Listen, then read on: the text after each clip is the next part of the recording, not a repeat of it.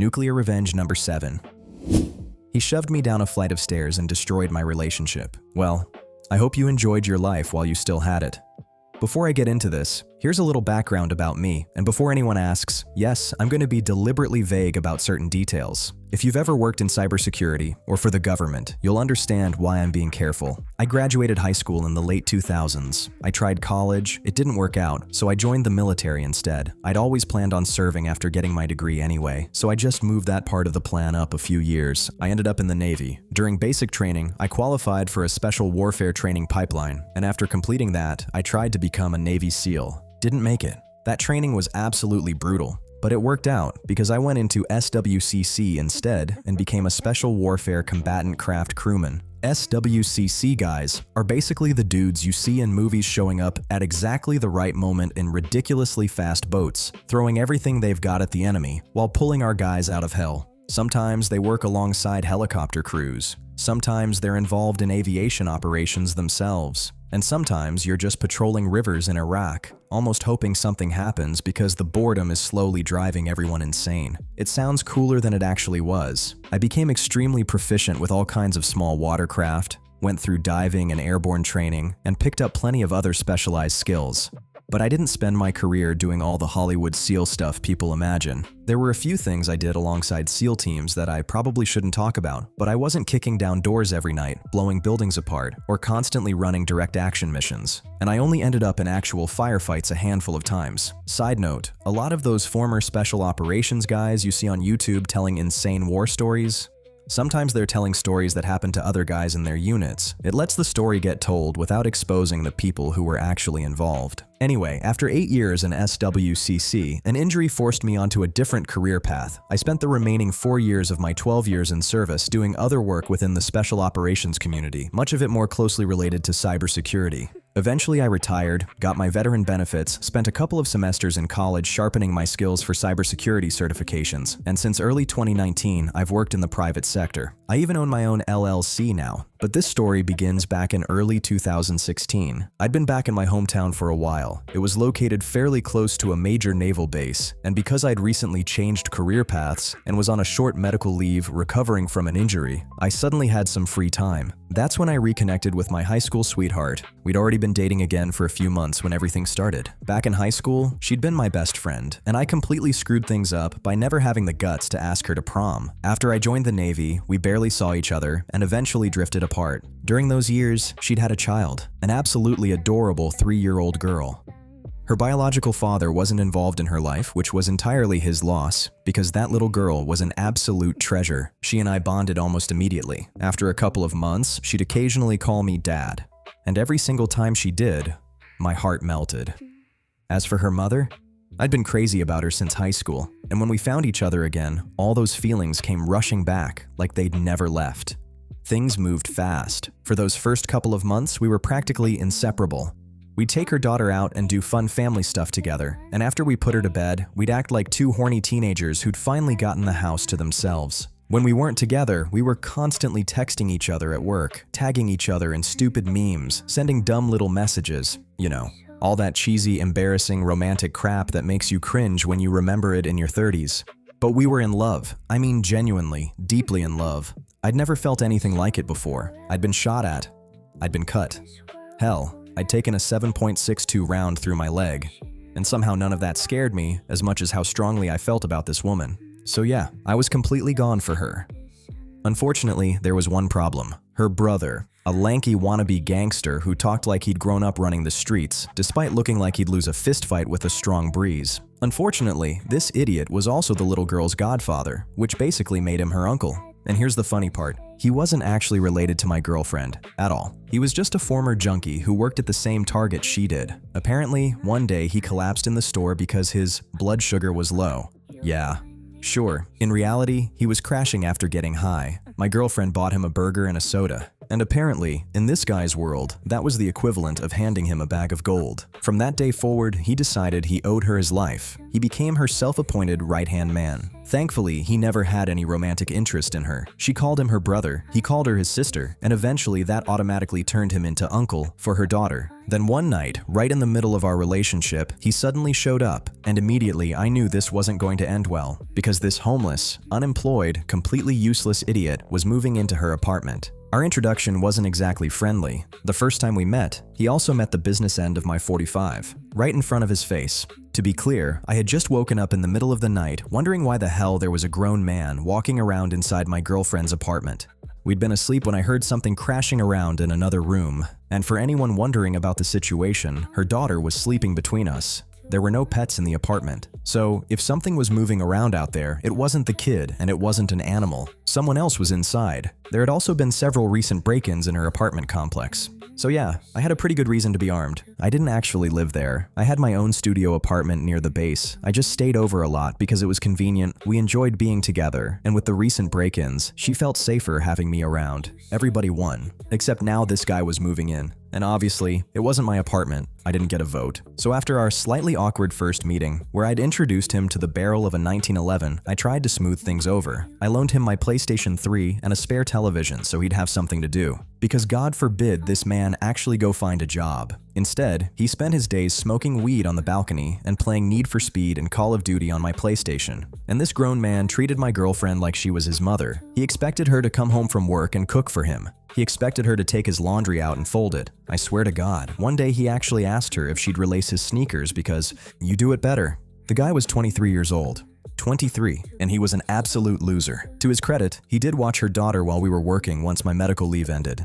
But aside from babysitting an actual child, he contributed absolutely nothing. We'd come home and the kitchen would be destroyed. His crap would be scattered all over the apartment. He'd regularly leave presents in the toilet without even bothering to flush. And screw this guy twice for asking my girlfriend to wash his clothes, because when I had the unfortunate experience of flushing after him, let's just say I didn't always see toilet paper in there. I'm willing to bet this man's ass itched 24 hours a day. Still, I'll give him one thing. He was good with the kid. She was always clean, fed, and taken care of while she was with him. So at least he wasn't completely useless. This went on for another 4 months. By that point, I was spending so much time at my girlfriend's place that we started seriously discussing getting an apartment together. Why pay 2 rents when we were basically living together anyway? Naturally, the moment her brother heard about this, he started asking about the spare bedroom. And that's when the arguments really started. Because 4 months after moving in, this idiot still hadn't found a job. This was the same guy who constantly bragged about what an incredible drug dealer he'd been as a teenager. Apparently, he was some kind of criminal mastermind, yet somehow he couldn't even manage to sell weed. He also claimed he was a professional drifter, which was hilarious because the few times I trusted him to park my car, he nearly drove it into a pole 4 separate times. And whenever he and I argued, even over something minor, he'd always fall back on the same threat. I'm gonna kick your ass, and if I can't, I've got plenty of friends who can. Now, I want to make something very clear. I was not a Navy SEAL. I did not complete the full training pipeline those guys go through. Yes, I'd received plenty of specialized training, enough to operate in the special warfare community. But the insane underwater training, the advanced schools, the individual programs, and the kind of classified operations some SEAL units conduct, that wasn't my career. We operated boats. We worked around helicopters. We jumped out of aircraft. Sometimes we supported SEAL teams. A lot of the time, we worked with allied forces or conducted operations in places where officially, maybe we weren't supposed to be. And on top of that, I was still recovering from my injury. By then, I could walk on both legs again. But if my pain medication wasn't working or the weather was bad, sometimes I had to lean against something just to stand upright. Otherwise though, I was in decent physical condition. I'd trained Brazilian Jiu-Jitsu while I was in the Navy. I'd learned Kali and Silat from Filipino guys I'd met on base. They're also the reason I developed a borderline unhealthy love for lumpia. I'd trained different shooting techniques, including central axis relock, and I'd gone through close quarters shooting courses during my Navy career. So no, I wasn't Rambo, but I wasn't some helpless rookie either. And if it ever came down to it, I was pretty confident I could handle this idiot without needing a 1911. But I loved his sister. I wanted to marry her. I wanted to adopt her daughter. So every time he ran his mouth, I swallowed my pride and kept quiet. Weeks went by. Every now and then, he'd start something with me over some stupid little issue. Eventually, I'd had enough. One evening, as I was heading back to my own apartment, I took my PlayStation 3 and spare television with me. Apparently, that wounded him on a spiritual level. He announced that I was no longer welcome in the apartment. My girlfriend immediately reminded him of one tiny detail. It was her apartment, her rules. And maybe the unemployed guy living there for free should show a little respect. Then came the morning that changed everything. About a week later, I'd stayed over at her place. We got up early because I needed to get to the base and she needed to get to work. We took her daughter downstairs and started buckling her into the car seat. Then I realized I'd left my wallet upstairs, so I went back inside. I grabbed it and was already heading toward the door when this idiot looked at me and said, "Do the dishes when you get back." The dishes. His dishes. The ones he destroyed the kitchen with the night before after getting high and making himself macaroni and cheese. Somehow, preparing macaroni and cheese had required a mixing bowl and 4 different wooden spoons. I looked at the sink, then at him, then back at the sink, then back at him, and finally I said, "You high little bitch, wash your own damn dishes and don't ever tell me what to do again." Then I turned around as sharply as a man with no painkillers left in his system and a leg screaming at him possibly could, and walked out the door. I made it maybe 6 or 7 steps down the staircase. Then I heard the apartment door slam open behind me. I turned around, and there he was, charging straight at me, both hands out. Before I could react, he shoved me down the stairs. I hit the landing hard. The impact knocked the air out of my lungs. My head slammed against the concrete, and pain exploded through my injured leg. Then he jumped on top of me, and that snapped me right back into the moment. I fought through the pain, worked my way out from underneath him, and eventually reversed the position. Once I was on top, I started hitting him, hard. I was furious. At that moment, all I knew was that someone had just shoved an injured man down a flight of stairs and then jumped on him. I wasn't thinking clearly anymore. Thankfully, my girlfriend came running downstairs after hearing the commotion. She saw me on top of him and screamed at me to stop, and I did, immediately. The second I got off him, he started talking. "Sis, he threatened to kill me. He attacked me. He threw me down the stairs because I asked him to give the PlayStation back." She knew it was complete garbage. Unfortunately, a neighbor's security camera had captured the entire thing, but at that moment, she was furious. And honestly, she had every right to be. I drove her to work, dropped her daughter off at daycare, then went to the base, which meant I had to explain to my commanding officer why my knuckles were bloody and why I was holding an ice pack against the back of my head. They offered to call the police so I could file a report. I refused. My commander practically ordered me to do it, threatening to send me back on medical leave if I didn't. Technically, he couldn't really force me. I told him I'd rather go back on leave than lose my girlfriend because I'd called the cops on her brother. My commander looked at me and made one thing perfectly clear. I was being an idiot, and someday this decision was going to come back and bite me in the ass. Turns out, he was right. Basically, her brother gave her an ultimatum. Either she broke up with me, or he would leave and disappear from both her life and her daughter's life completely. And if I'm being completely fair, as worthless as this guy was in almost every other way, he had been the only consistent male figure in that little girl's life since she was born. Losing him would have hurt her. My girlfriend knew that. She wanted to protect her daughter from that kind of pain. So I was the one who got cut loose. And God, I'd rather someone had driven an axe straight through my chest, because what I felt in that moment was worse. Breaking up with a woman you love is one thing, but saying goodbye to a crying little girl you wanted to adopt, raise, and call your own? I don't ever want to meet the kind of person who could go through that without shedding a tear. People like that scare me. I went back to my apartment, packed up a box with toys, little keepsakes, and some clothes they'd left at my place, and waited for the right time to drop it off at my ex's work. I was completely broken, but that little bastard wasn't satisfied. He wanted to kick me while I was already on the ground. Remember all those friends he kept bragging about? Turns out, he wasn't lying. He really did have friends with criminal records and terrible intentions, and over the next few months after the breakup, he started using them. One morning, I walked outside and found my car sitting on concrete blocks. The wheels were gone, the catalytic converter had been cut out, the windows were smashed, and somebody had spray-painted insults and swastikas all over the body. I'm not Jewish. I'd been dating his sister for the last 6 months, but somehow, according to these geniuses, I was apparently both a Jew and a gay slur at the same time. Insurance didn't cover everything. I ended up paying about $2,500 out of pocket for repairs. Police came out, took a report, checked the nearby cameras. Nothing useful. Faces covered. Gloves on, and this wasn't CSI. Nobody was going to comb through the parking lot looking for microscopic hairs over what, at that point, was still being treated as vandalism. 2 weeks later, things escalated. Someone wearing a mask and hoodie lit a Molotov cocktail and threw it at the doormat outside my apartment. If the building's fire suppression system hadn't activated almost immediately, I would have had 2 options: either burn or jump from a third-floor balcony, because once that hallway went up, there would have been no safe way down the stairs. Now, this wasn't simple vandalism anymore. This was serious. The police became very interested. Unfortunately, they still didn't have much to work with. Covered face, no fingerprints, security cameras didn't catch enough, no obvious evidence. Then everything suddenly went quiet for about a month. My ex messaged me after she heard about the fire. I told her I knew exactly who was behind it. Her brother. I just couldn't prove it. She said she'd talk to him. And wouldn't you know it? The attacks stopped. Amazing coincidence. At least they stopped until the police started asking questions about him. Obviously, I'd given them his name as a possible suspect. During that same month, my ex had finally forced him to get a job. She basically told him that if he didn't start working, she was throwing him out. So eventually, he found part-time work at some sketchy little auto repair shop, the kind of place people already knew to avoid. Cheap parts, cheap labor, cut corners everywhere. So honestly, it was a perfect match for him. He lasted there until the cops showed up. When the owners realized police were asking questions about their brand new employee, who'd only been there a week or two, they fired him immediately.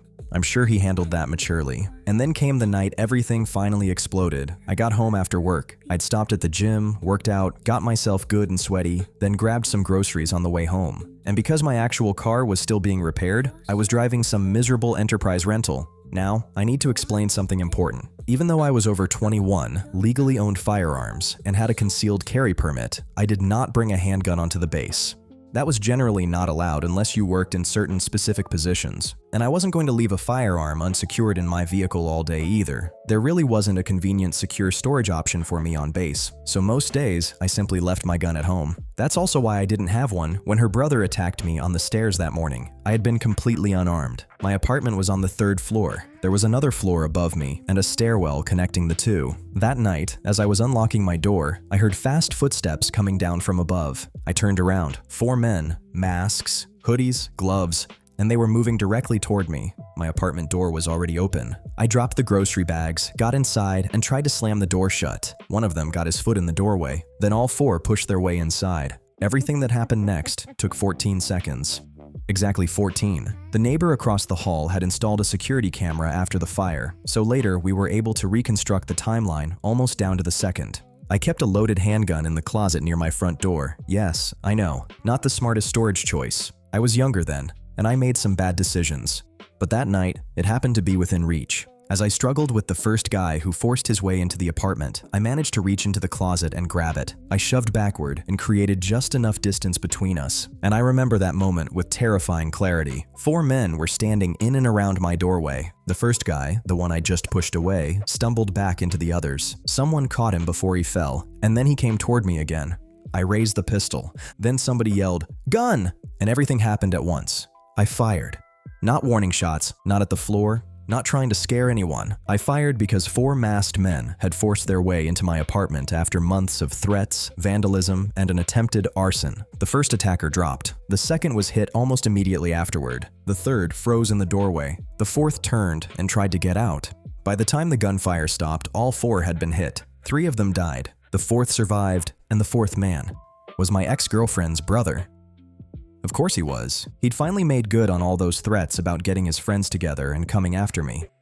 Only this time, it hadn't gone the way he expected. One of the rounds had seriously damaged his spine. He survived, but he was permanently paralyzed from the waist down. He would never walk normally again, and once he was stable enough to leave the hospital, he wasn't going home. He was going straight into custody, because once investigators started putting everything together, his situation got much worse. The 3 guys who died, he'd brought them there. He'd organized the attack, so prosecutors held him responsible for the deaths that happened during the commission of that crime. On top of that, there were charges connected to conspiracy, assault, the break-in, and the danger the attack had created for everyone else in the apartment building. The police investigated my actions too, thoroughly, and I wasn't charged. Investigators concluded that I had been defending myself inside my own home against multiple masked intruders. The 4th attacker surviving didn't magically turn the shooting into murder just because he'd been trying to escape at the end. The entire event was treated as one continuous violent home invasion. So that was it. My ex's brother had spent months threatening me, helped destroy my car, was almost certainly behind an attempted arson, then brought 3 men to my apartment to attack me. And now 3 of those men were dead, and he was going to prison in a wheelchair. You'd think that would be the end of the story. You'd think maybe my ex would finally understand what had happened. Maybe she'd see that I hadn't started any of this. Maybe we'd talk. Maybe eventually we'd heal. Maybe we'd somehow find our way back to each other. Nope, not even close. Less than 24 hours later, she told me she was afraid of me. She said she never wanted me near her or her daughter again. If I showed up at her apartment, she'd call the police. If I came to her work, she'd call the police. Which sucked. I actually liked that target. She called me a killer. She accused me of deliberately getting the cops interested in her brother so he'd react, come after me, and give me an excuse to shoot him. She completely ignored the vandalism, the fire, the months of threats, the fact that 4 masked men had broken into my apartment. None of that mattered anymore. In her mind, I had become the monster, and that was the last real conversation we ever had. She blocked me everywhere. Her family blocked me too. She changed her phone number, transferred to another target, and a few months later, moved to another part of the city. I never saw her again. 8 years have passed since then. I never heard another word from her. I know she's alive. Mutual acquaintances eventually told me that she got married in 2020, had another child, and from everything I've heard, she seems happy. And you know what? Good for her. I mean that. I never got the happy ending I thought I was going to have with her. No marriage, no little house with the white picket fence, no adopting her daughter and building the family I'd pictured in my head. That future disappeared overnight. And believe it or not, killing 3 people messes with your head. It doesn't matter if you've been trained for combat. It doesn't matter if you've spent years preparing for the possibility that someday you might have to take a life. It's different when it happens in your own home. There's a massive emotional and psychological difference between killing someone as part of your job and killing someone because your own life is hanging by a thread. I struggled badly afterward. PTSD hit me hard. For almost a year, I couldn't bring myself to touch a firearm. Even after the police eventually returned mine, I wanted nothing to do with it. I had panic attacks. There were moments when my brain would suddenly throw me right back into that apartment. 4 masked men, the doorway, the shouting, those 14 seconds. Over and over again. The Navy was surprisingly understanding about the entire situation. They cooperated fully with the investigation. Even that same commander who'd called me an idiot after the first stairway attack helped. He gave a statement about seeing me that morning, the injuries I'd shown up with, and the conversation we'd had after her brother attacked me. They even offered to let me stay on base under additional protection until everything settled down. I turned them down. Eventually, life moved forward. 8 years later, I'm retired from the military and working in the private sector. I have my own LLC. I make very good money consulting in cybersecurity and physical security. Every now and then, I still take a boat out on the water. Some things never leave you. And these days, I'm with an incredible woman. We've been together for 3 years, and she's one of the most loving and supportive people I've ever known. We've started talking seriously about having kids, mostly about how we should probably get moving before we're both too old to survive the sleep deprivation. So yeah, life is good. It took a long time to get here, but life is genuinely good. And then, just a few days ago, something happened that brought this entire story rushing back. I got a Google alert, one I'd completely forgotten about. Apparently, 8 years ago, I'd set up an alert using my ex's brother's full name combined with one specific word, obituary. And after all those years, it finally triggered. Turns out our wheelchair-bound criminal mastermind had spent his years in prison doing exactly what you'd expect him to do, running his mouth. Apparently, he loved talking about how tough he was, how dangerous he was, how nobody would mess with him, and I guess he assumed being disabled meant nobody would ever actually call his bluff. Eventually, someone did.